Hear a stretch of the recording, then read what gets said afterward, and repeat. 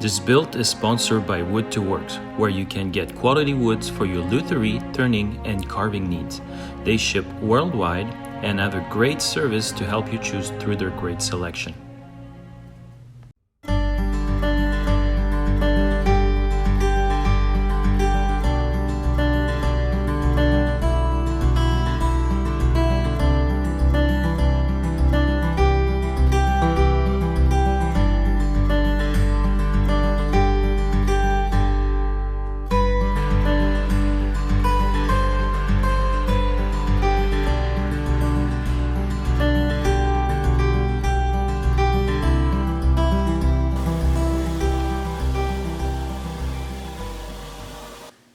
So I've got those two pieces of quarter sawn maple flattened and to the same thickness. A thickness that times 4 will give me the proper height for the neck block and the tail block. This was a full board when I started with it. It was wobbly, so I cut it in two. I can still use the drum sander doing it this way. There's some things, imperfections that I want to take care of, so I'm going to take those right away off and make two blanks that are same size.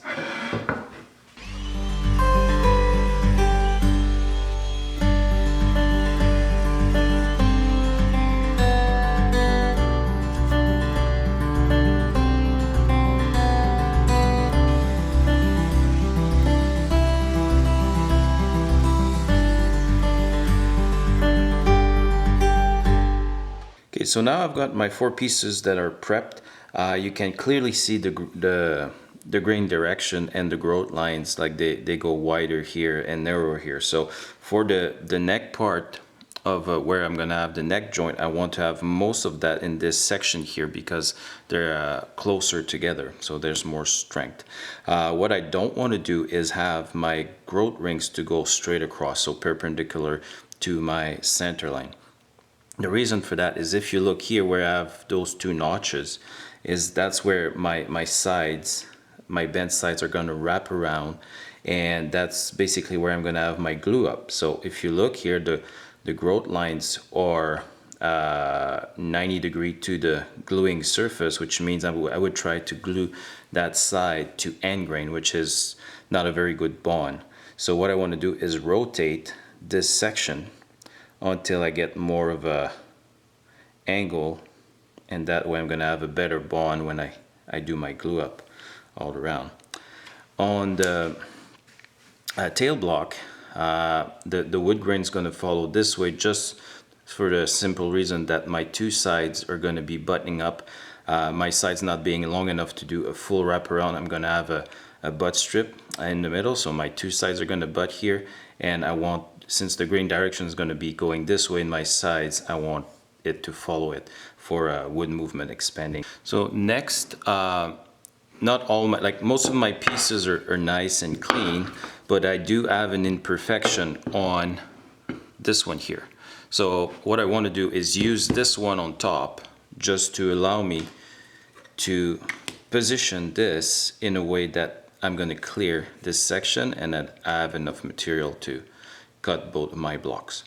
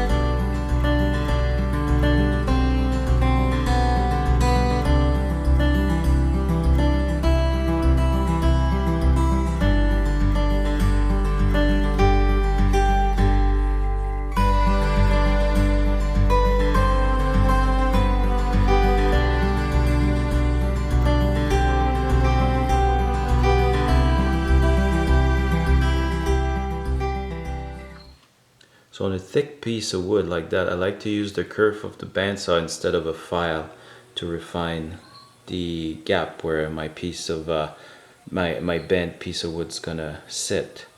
And you can see here I've got a very nice gap to allow that. Now what I'll do is use a sandpaper on a piece of wood and clean up all the saw marks on the inside. So on this piece, as you can see, I put another line. It's because this piece is too big, so I have to retrim it because of the smaller size that it's got. So what I did is I put some double-sided tape on the piece of here and stuck that on there.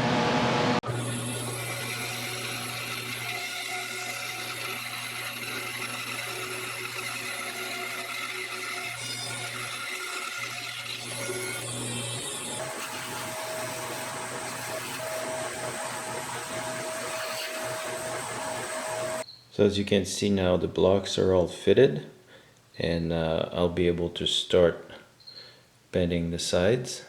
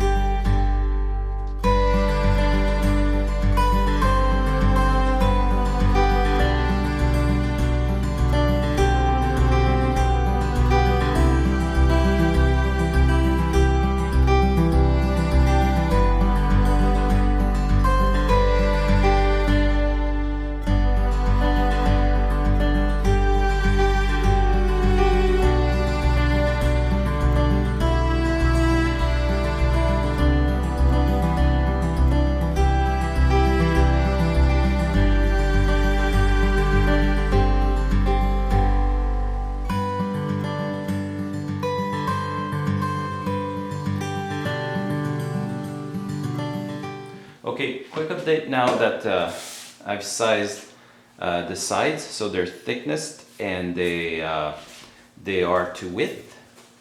I just added this to my bender, so if you guys have been following my channel for a while, you've seen this before. This is brand new, so what I did is just put through bolts with wing nuts at the bottom to hold this piece of stainless, and then I'll do in one stroke the whole bend like that. So that's the plan. Okay, also now that I know exactly the thickness of my sides, I was able to add the shims, split the jig in two and add the shims. Why did I split the jig in two is because I want to, like I just said, shape the scroll right away, and I'm going to clamp this section, but the extra is going to be running lengthwise until this section dries out probably. I might, depending on how it springs back, I might actually do the whole thing, but I want to be able, if I need to just put the scroll in and just leave it if I need to. So I do have shims here. Those were about 1/4, and then because those cauls on the inside are a bit thinner and I want them to be centered, I added a 1/2 inch here. So I'm gonna have equal pressure everywhere. So I did the same for this one, and the other part of the jig still need to be done because I ran out of those little quarters. So in order to do the bend in one shot, I need to keep all the moisture and the water vapor into this section. So the scroll will be about this long. I already put a mark here, and that's where the scroll is going to be. And then at this point I have the waist starting.